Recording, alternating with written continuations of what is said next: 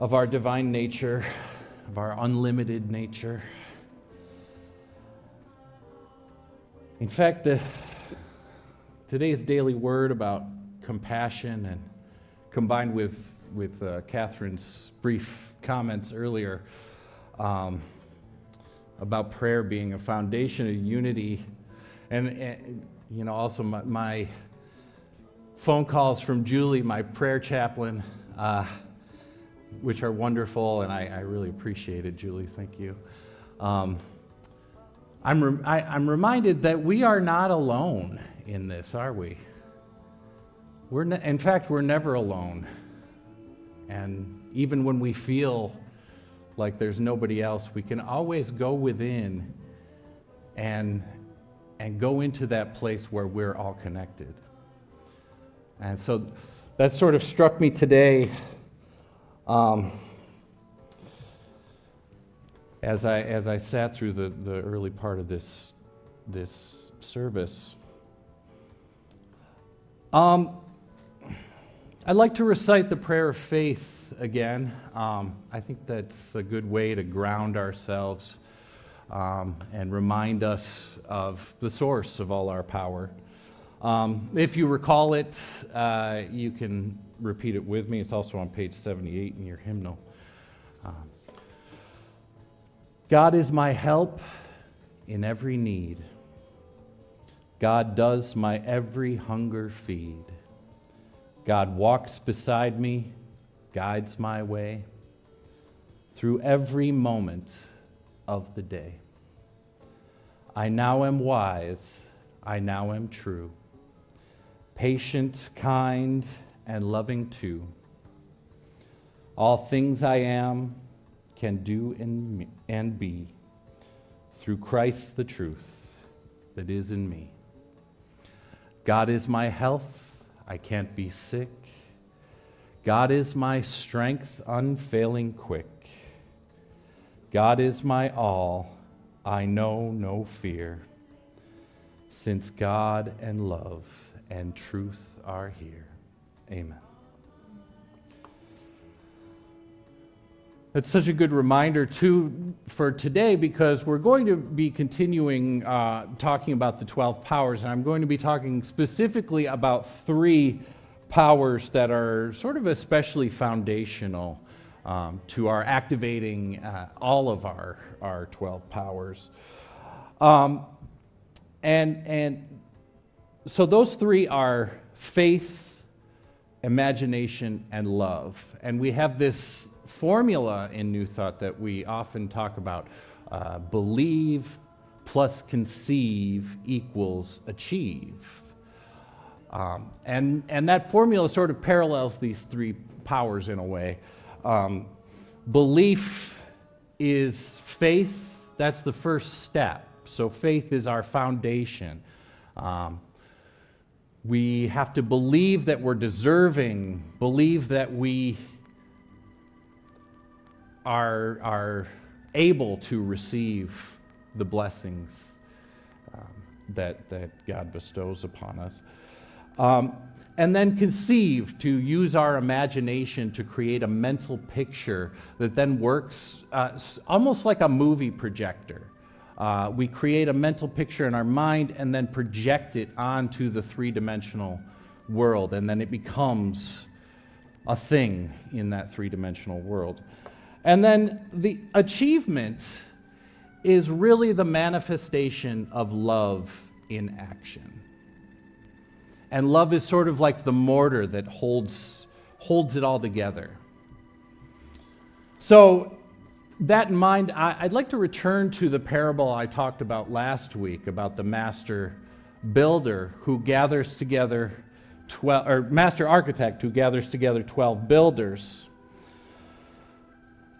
The three master builders that represent faith, imagination, and love can be seen as the architect's inner circle, providing a foundation for the miraculous achievement that the architect is about to endeavor. This parable also has a parallel with the biblical story of the temple in Israel. In ancient times, the people of Israel wandered the wilderness as nomads and dwelled in tents and built tabernacles, which were temporary places of worship, and temporary shelters. And one day the Lord spoke to King David, the king of Israel, whose heart burned with love. And God said, "Shall you build me a house to dwell in? Since the day I led my people from Egypt, I have walked in a tent, a tabernacle, never a home." This is in 2 Samuel chapter 7. David's devotion was great, but in fact, he was not able to build the temple himself because his hands had known war. And his son, Solomon, whose name means the Prince of Peace, actually completed this sacred work. But David laid the foundation of faith by gathering materials for his son to build the temple. So this story mirrors a profound spiritual truth for us today. We are each called to build a temple. Not a temple of stone and gold, which were the materials that David gathered, but of consciousness. The Israelites' tents symbolize our transient, doubt-filled states. But the temple represents the permanent dwelling of spirit within us. So, just as Solomon, the master architect in our parable, relied on a sacred blueprint, so too must we awaken divine powers that construct our inner sanctuary: faith, imagination, and love. So faith is a trust in the invisible divine plan. It's the bedrock, the unshakable conviction that God's potential lives within us. As it says in Psalm 127, "Unless the Lord builds the house, the builders labor in vain." Imagination, we can look at the example of David for this. David saw the temple before a single stone was laid. So similarly, we must envision ourselves as whole, radiant, and aligned with spirit, even if we don't feel like it at times. Imagination, then, is the divine workshop where possibilities start to take form. And then love, as I mentioned before, is the mortar that binds the faith and the vision and turns it into reality. David's heart prepared the way, but Solomon, whose name means peace, brought the temple to life through harmony and devotion. So likewise, these three powers can have a powerful impact on our lives. Faith can turn possibility into conviction. Imagination can draft a blueprint for us, while love helps build our foundation and bind us together. These three powers together unlock a divine workshop within you, so to speak. In that case, you become no longer a wanderer in nomadic tents of doubt, but become a builder of temples. Temples crafted by God for God through the science of belief, vision, and love. So, as I mentioned, faith is the foundation. It can be likened to a house built on solid ground. Charles Fillmore calls it an abiding consciousness, that is a living consciousness, a consciousness that lives within us, a permanent dwelling of spiritual truth. Unlike temporary structures like tents and tabernacles, true faith creates a lasting substance in mind and body. It is not permanent. Our words, energized by faith, have immense creative power, even beyond what we may see as physical limitations. For example, Jesus healed with a command, with his words. Faith boosts our intention like a radio amplifies sound. So it's not just enough to sort of want something, but to have faith that it will come about. In fact, to have faith that it has already been granted is what boosts our power. Jesus said, if you have faith as a grain of mustard seed, you shall say to this mountain shall be removed hence to yonder place. So this is Jesus demonstrating that he knew about the great spiritual machinery that the word of faith sets into action.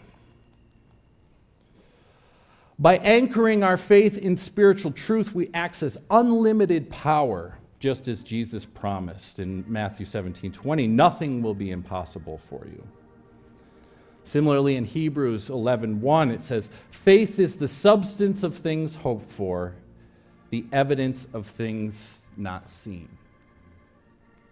So for us in our lives, we may want to ask ourselves, how do doubts weaken our faith?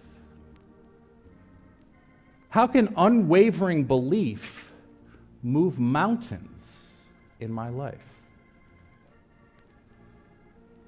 You may want to do a sort of inventory and look at one area of your life where you will choose faith over fear. The next power is imagination. And like I mentioned, imagination is like the workshop of the souls where ideas take form before they come manifest. Like a movie projector, imagination projects a mental image onto 3D material reality. So we create the image and project it onto 3D lowercase r reality to make it real. As Charles Fillmore says, with this faculty we form first in mind and then in substance the shape of that which we are thinking. So every form begins in the imagination. The imagination is a bridge between the formless and the formed. Artists, inventors, and in the biblical story, even God himself, create through mental images. So when we think, we project living thought forms into minds, bodies, and the world. See, it's all connected. We're never alone. When we balance our thought, which combines our intellectual thought, our intellect, as well as our connection with spirit, which we could call soul, this creates lasting ideas that create positive results.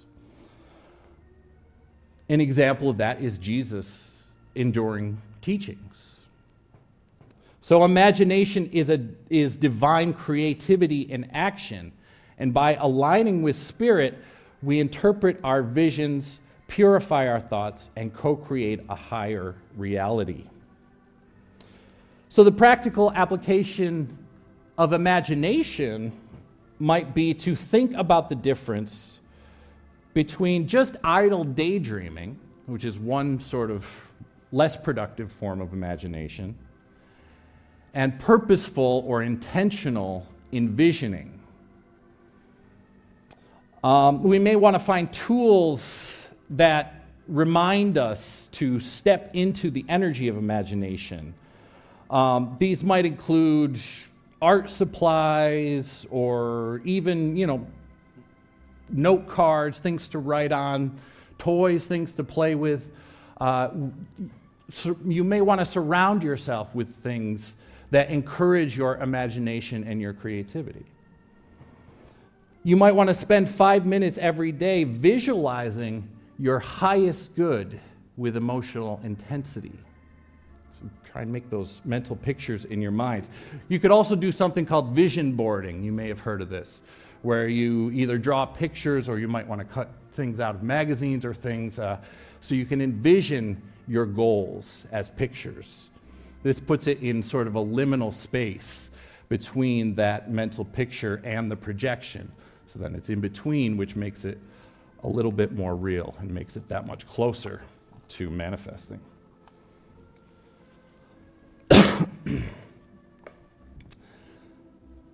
The final power that I want to talk about is love.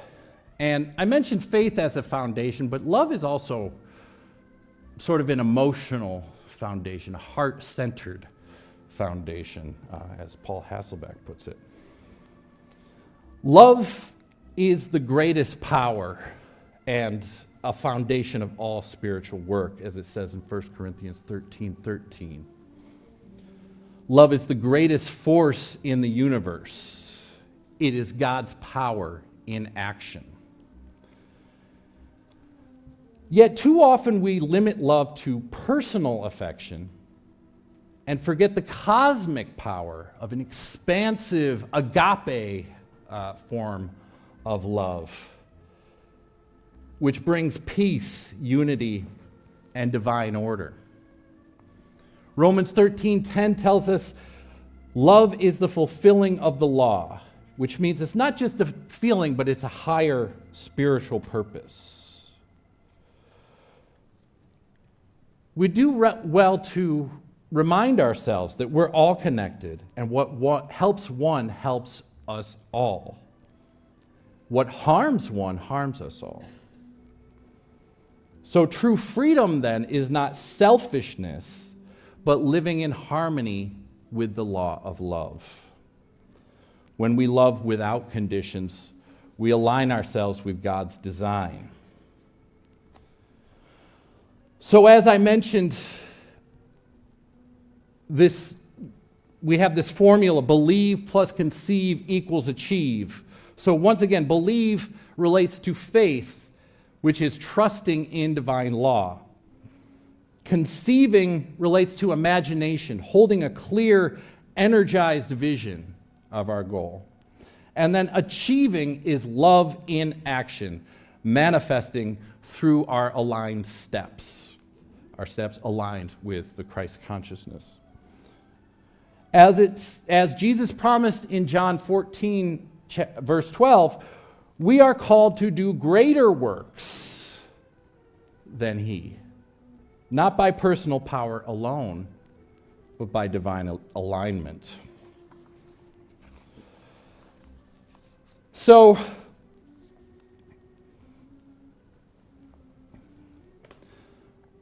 to close out, a few things you can do. You may want to spend, as I mentioned before, 5 minutes daily visualizing your goal as already achieved. Act as if. Engage all your senses. Practice mindfulness. What do you see, feel, and hear in this 3D reality? And then affirm to yourself, I draft my future with divine clarity, just as David and Solomon envisioned the temple before it was built. You are the architect of your life, And faith, imagination, and love are your master tools. Just as David prepared the temple and Solomon brought it to life, you too are building with faith, trusting divine timing, laying that foundation, designing with imagination, seeing beyond the visible, developing that blueprint for your intention, and then securing with love the force that makes all things permanent. This week, I invite you to choose a practice. It may be visualization. It may be reflecting on how your responses to different challenges can be love-centered. But whatever it is that you choose, try and commit to it for at least 1 week. So it doesn't have to be a big commitment. Try it this week.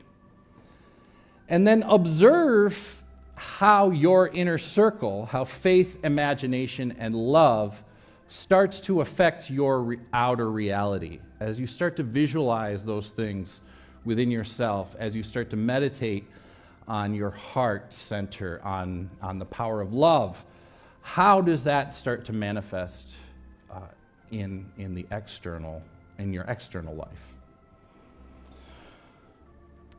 Once again, as Jesus said in John 14:12, truly the works I do, you will do also, and greater. So now, go build.